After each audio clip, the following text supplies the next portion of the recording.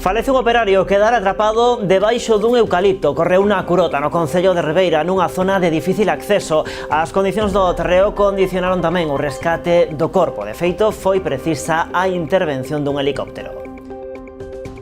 Que tal, saúdos? Agora estás investigando que puido ocorrer. De contado, ampliamos antes outras novas do día. Van ser retomadas excavacións no xacemento da Lanzada. Anunciouno esta mañá o presidente da Deputación de Pontevedra, que tamén avanzou que se vai musealizar a zona. Ademais, o goberno provincial vai solicitar á Xunta a ampliación da zona Vic a toda a península da Lanzada. A toda agora, o ben de interese cultural limítase á zona da Capela. Xa están en marcha as obras do futuro albergue de peregrinos da Chaínza, no concello de Noia. Esta actuación é a primeira das moitas previstas neste complexo, no que se habilitará tamén un centro de día e un local para a mocidade. O mundo da publicidade e do marketing en Galicia volverá a mirar cara a Pontevedra. Os días 30 e 31 de maio a cidade repite como sede do Congreso Fluor. Celebrarase na sede de a Fundación con conferencias e mesas redondas polas que pasarán unha vintena de relatores. Nova edición do Correlingua nas rúas de Pontevedra. Será o vindeiro 27 de maio unha iniciativa que serve para reivindicar a normalización lingüística da mocidade e a infancia. Baixo o lema "Dende aquí até acolá galego xa", está prevista a participación de máis de 1.200 nenos e nenas da cidade. Proveñen de 17 centros escolares. E máis de 500 nenos e nenas daranse cita este domingo na sexta edición da Mini BTT Concello de Ribadumia. A proba vai ter lugar no campo de fútbol de Leiro, onde o Club Ciclista Ribadumia ten a súa sede. Os organizadores prometen unha competición moi atractiva que permita a rapazada gozar da xornada. Pois con todo isto e moito máis, arrancamos. Están vendo as novas do día en Canal Rías Baixas.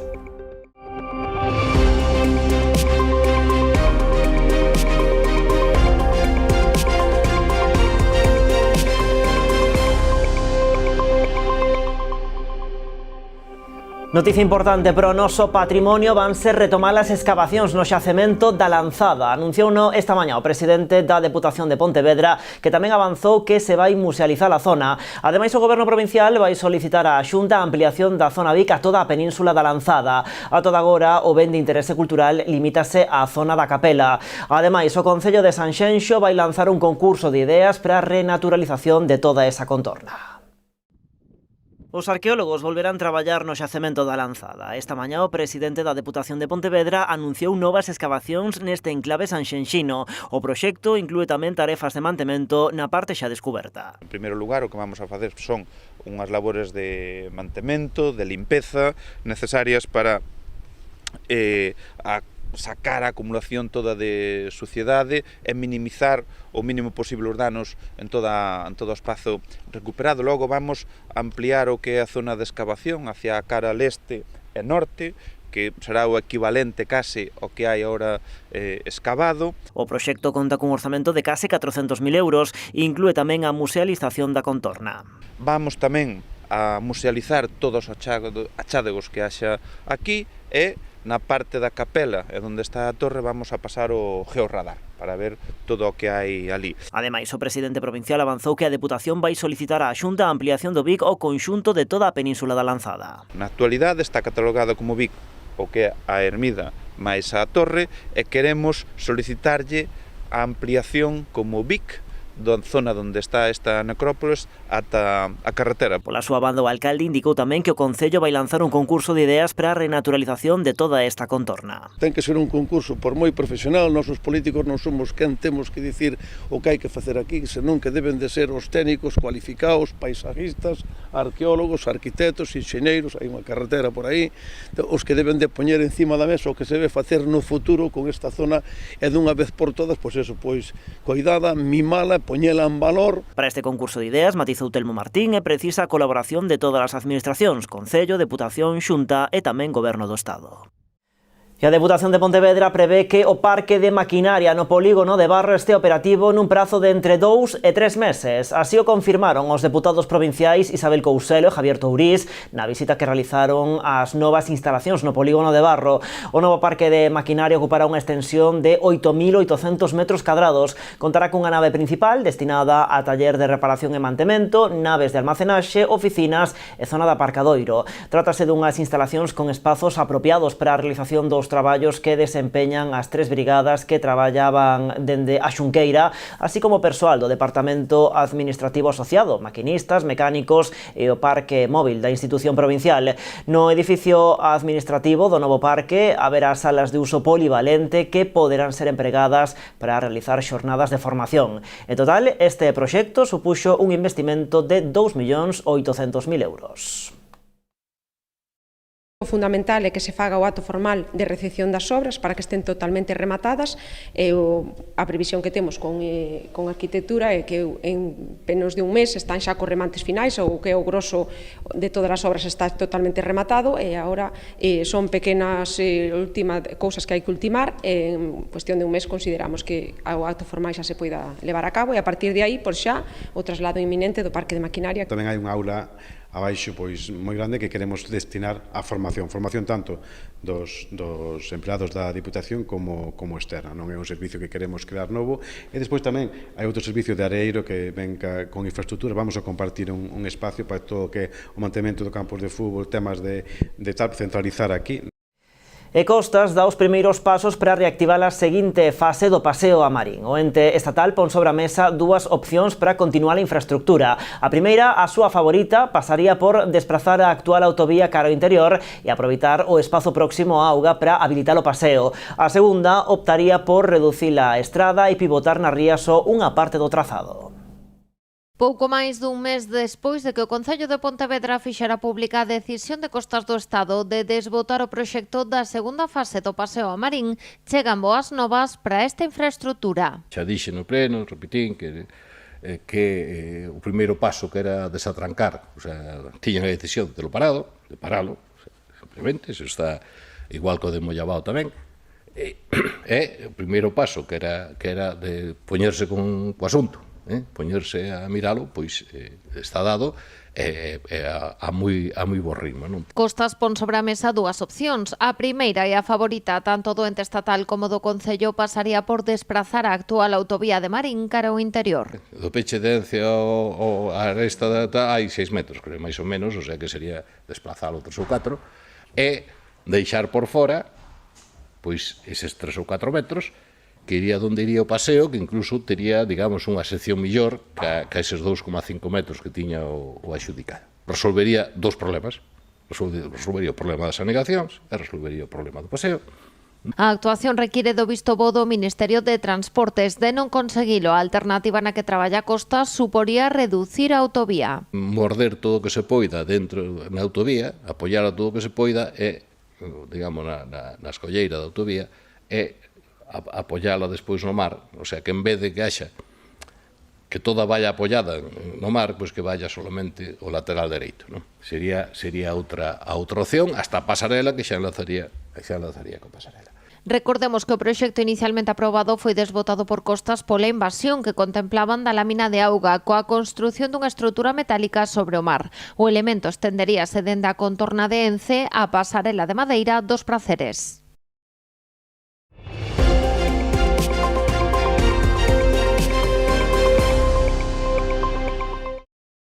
Abrimos agora a páxina de sucesos para darlles conta do falecemento dun traballador ao quedar atrapado debaixo dun eucalipto. O suceso producíase na Curota, nunha zona de difícil acceso pertencente á parroquia ribeirense de Oleiros, onde a vítima estaba traballando.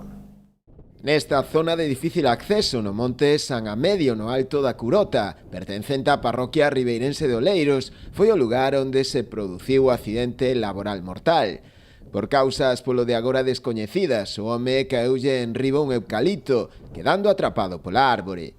Foi un compañeiro da vítima o que deu aviso ao 112, que rapidamente activou unha alerta de emerxencia, desplazando ata a zona persoal do Grupo de Apoio de Emerxencias de Ribeira e tamén os bombeiros dos parques de Ribeira e Boiro, co fin de socorrer a vítima. Tivemos unha chamada ao 112 indicándonos de que, había un operario que estaba facendo traballos de tala no Monte da Curota, pois que estaba atrapado.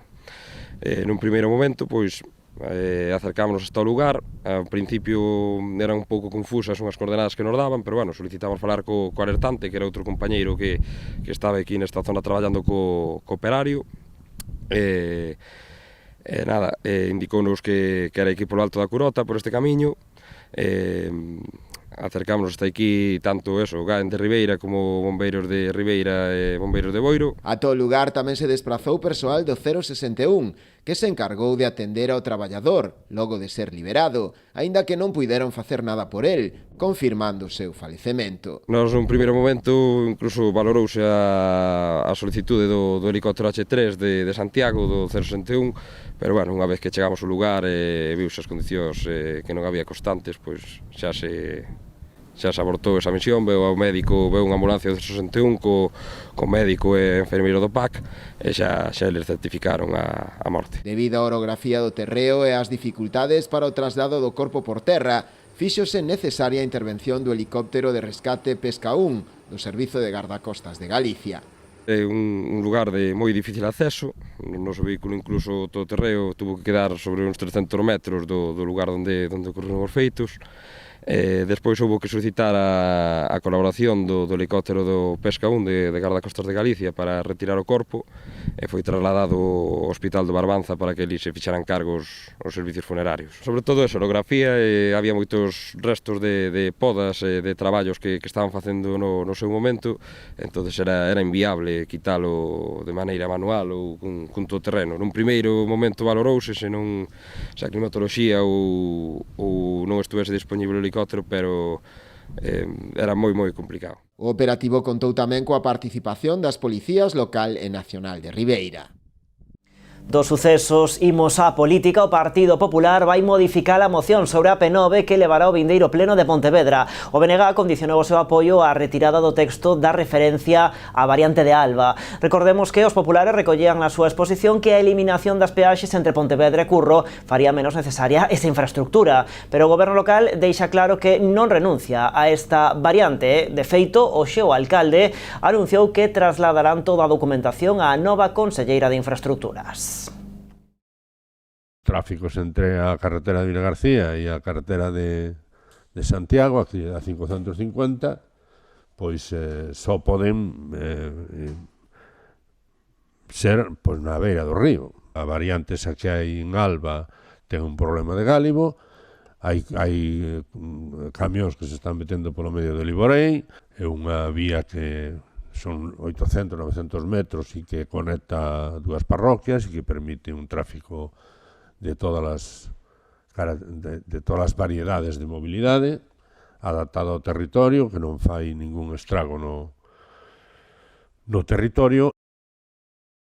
Rianxo en Común levará este xoves a pleno a súa proposta de orzamentos. A aprobación está no aire, posto que o Partido Socialista, grupo con quen asinaran un acordo para os puntos clave da legislatura, vota de menos varios puntos no documento proposto polo Goberno.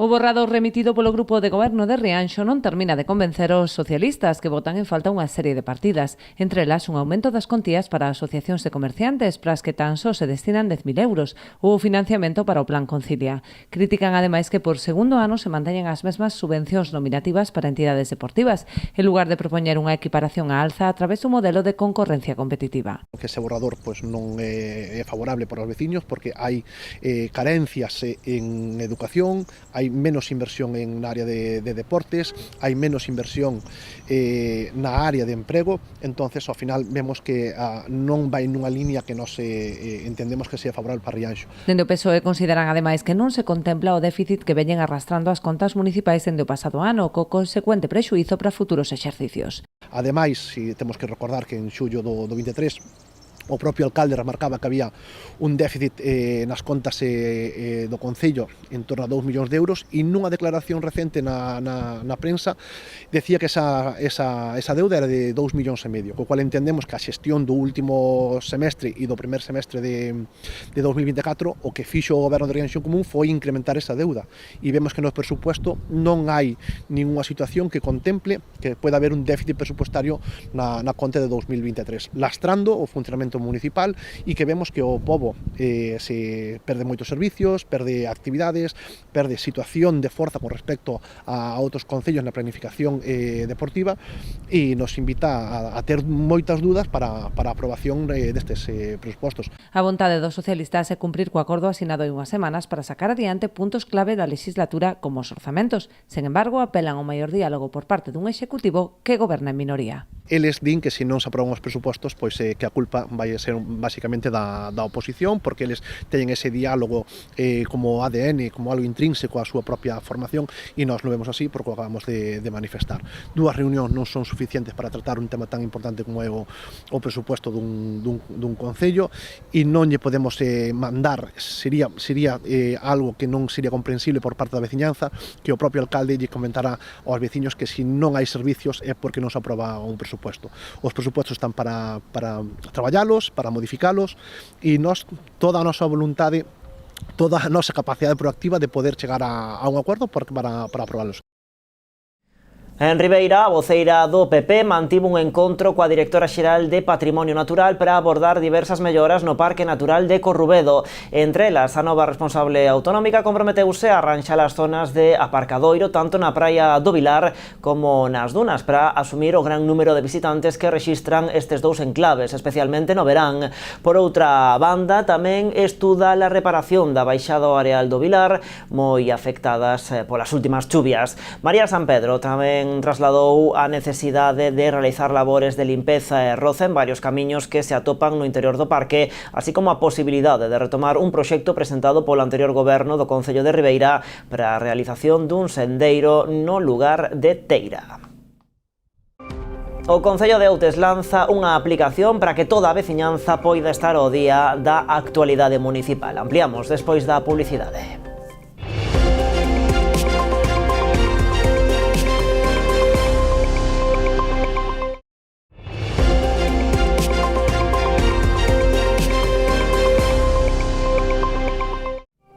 Continuamos aquí nas Novas en Canal Rías Baixas. Xa están en marcha as obras do futuro albergue de peregrinos da Chaínza en Noia. Esta actuación é a primeira das moitas previstas neste complexo, no que se habilitará tamén un centro de día e un local para a mocidade.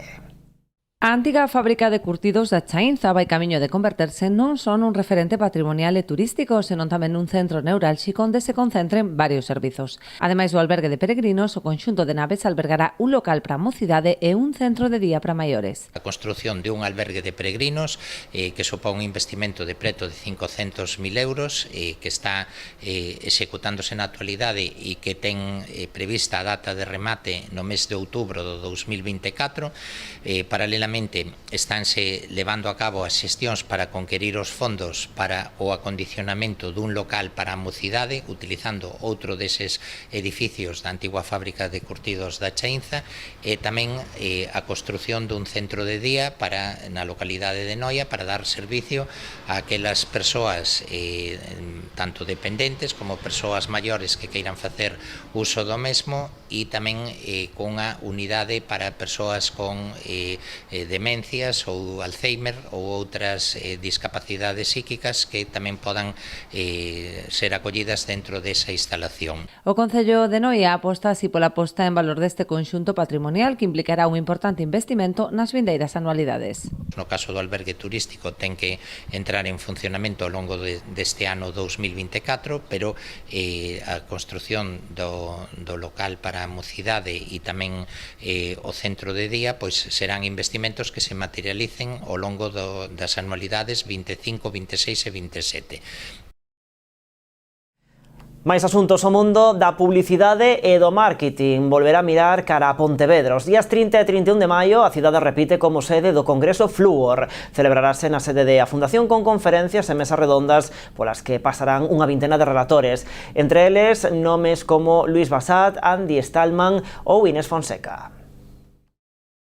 Pontevedra repite como sede do Congreso Fluor centrado no mundo da publicidade e do marketing. Será a sexta edición desta cita que atraerá ata a cidade a preto de 500 persoas. Pontevedra será referente durante estes 2 días como unha cidade dinámica que é do mundo da creatividade, capital galega da creatividade. Será os días 30 e 31 de maio cunha programación completa de conferencias e mesas redondas que se celebrarán na sede da Fundación da cidade. Nas 5 edicións anteriores foi un escaparate onde demostrar o potente e talentoso sector da comunicación de Galicia, sendo un exponente en auxe como é a industria creativa en Galicia.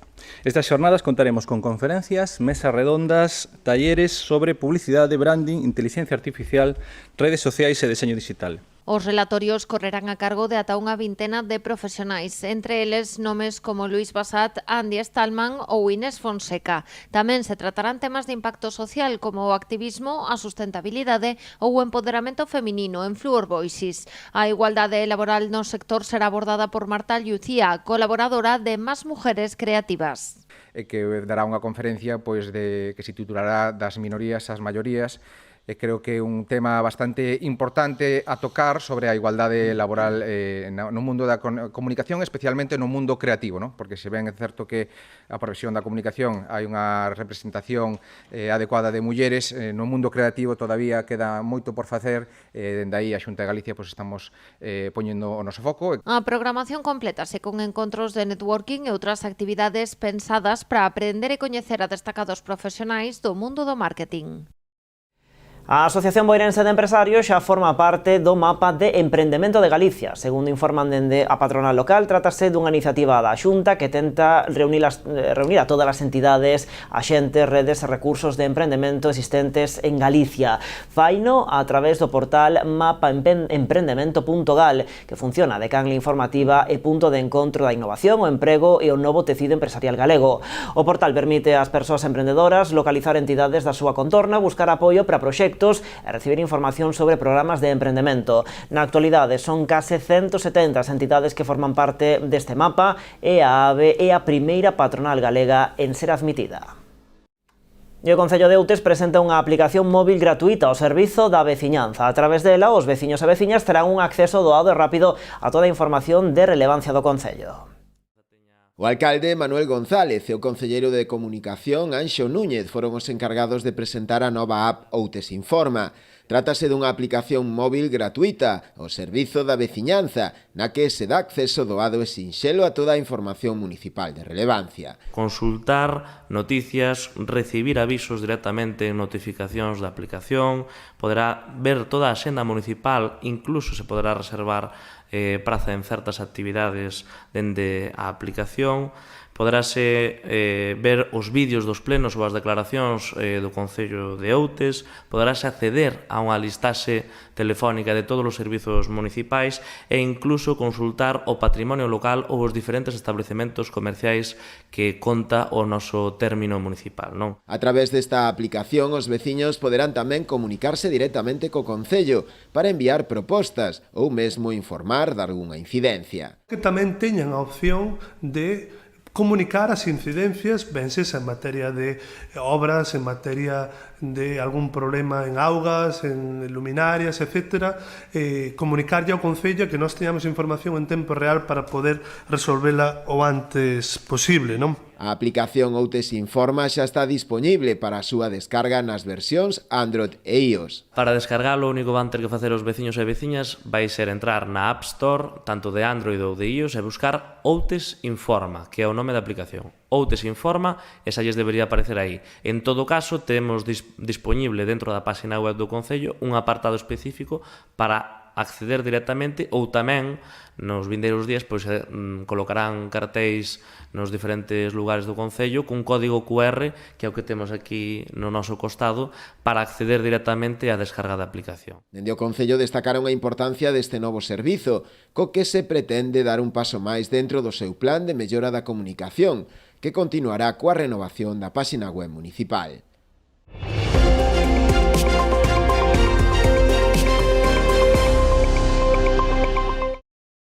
Unha nova edición do Correlingua encherá as rúas de Pontevedra reivindicando a normalización lingüística da mocidade e a infancia. Será o vindeiro 27 de maio. Baixo o lema "Dende aquí até acolá galego xa", está prevista a participación de máis de 1.200 nenos e nenas da cidade.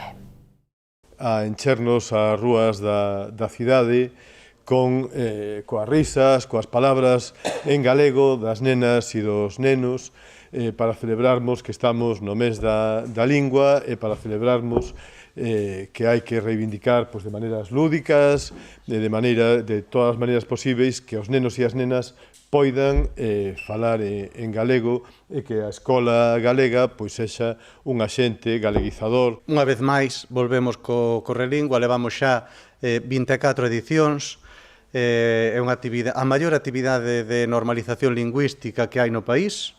É unha actividade que está completamente consolidada, posto que xa levamos casi o cuarto de siglo, e é a maior actividade de normalización lingüística do país, tanto polo número de participantes, que neste ano en todo o país vai a superar os 20.000 alumnos e alumnas que participan, como polo número de centros implicados. En Pontevedra contará coa participación de 17 centros escolares. A festa do Correlingua incluirá o certame do Cantalingua, concurso no que participan bandas profesionais e amateurs. O único requisito que canten en galego. Dende a organización insisten na importancia de actividades deste tipo, destacando a complicada situación que atravesa o noso idioma. Aseguran que actualmente se recoñece que hai máis cativos que falan castelán que galego, de a relevancia de achegar o galego ás novas xeracións. A Concellería de Cultura de Noia ven de convocar a 23ª edición do certame literario de aventuras a Antón Avilés de Taramancos. As obras que se poderán presentar ata o 20 de outubro deberán ter unha extensión de entre 70.000 e 100.000 caracteres. Os traballos presentaránse por cuadriplicado en exemplares separados, mecanografados por unha soa cara, sen sinatura e cun lema. O xurado dará a coñecer o seu veredicto na segunda quincena do mes de decembro deste ano. O autor da obra gañadora recibirá un premio de 3.000 euros e unha escultura conmemorativa do escultor noiés Alfonso Costa, así como a publicación do libro por parte do Concello de Noia. E da cultura ao deporte, máis de 500 nenos e nenas daránse cita este domingo na sexta edición da Mini BTT Concello de Ribadumia. A proba vai ter lugar no campo de fútbol de Leiro, onde o Club Ciclista Ribadumia ten a súa sede. Os organizadores prometen unha competición moi atractiva que permita á rapazada gozar da xornada. Tamén a todo o público que vai mobilizar esta proba. Estímase que, grazas a esta Mini BTT, achegaránse ata Ribadumia unhas 2.000 persoas. Trátase dunha cita que vai camiño xa de converterse nun clásico no calendario deportivo de Ribadumia. É a Mini BTT que organiza o Club Ciclista da localidade, que acada este ano a súa sexta edición. A proba, pensada para a rapazada das categorías Benxamín, Promesa, Principiante, Alevín e Infantil, vai ter lugar no campo de Leiro este vindeiro domingo. Para cada un deles, pois diseñamos un circuito adaptado ás súas características. O máis pequeno son 800 metros e o máis grande, pois, 1 km 800. Esperamos que o circuito guste, como todos os anos, e esperamos que os nenos, aparte de divertirse, pois que aprendan. En total, a proba reunirá a máis de 500 nenos e nenas, atraendo ata o municipio nesta xornada a unhas 2.000 persoas, o que tamén se traduce nun impacto económico na economía local. Ademais, o alcalde destaca o apoio que están a recibir esta e outras entidades deportivas por parte do Concello. Somos, eu creo que o Concello de Ribadumia en materia deportiva que está facendo un traballo excelente, xunto coas entidades deportivas, en este caso co ciclismo de Ribadumia, que estamos apoiando precisamente o deporte, porque creemos nos valores, creemos na, que o deporte a día de hoxe é algo fundamental para os nosos nenos e nenas, para eses valores que son tan importantes na sociedade. Esta proba tamén conta coa colaboración da Federación Galega de Ciclismo, da Xunta e da Deputación de Pontevedra. Dar valor a esta proba e todas que se fan, que nos consta que un clube que é un referente organizativo a nivel autonómico, como un clube que promove a actividade de ciclismo. Desde a Diputación, parabéns ao club, parabéns ao Concello por este tipo de iniciativas, que os nenos fagan deporte, que os nenos estén realmente activos e que estén non xogando ca maquinita máis co móvil continuamente, senón que teñan o hábito na súa vida de facer deporte. A Mini BTT coincidirá ademais coa derradeira xornada do Arousa Fútbol 7, convertendo Ribadumia neste domingo nun auténtico fervedoiro deportivo. Pois así coa Mini BTT do Concello de Ribadumia poñemos hoxe o punto final ás novas de contado, nova edición do programa Falemos, máis actualidade en canalriasbaixas.com e tamén nas nosas redes sociais. Como sempre, graciñas por estaren aí.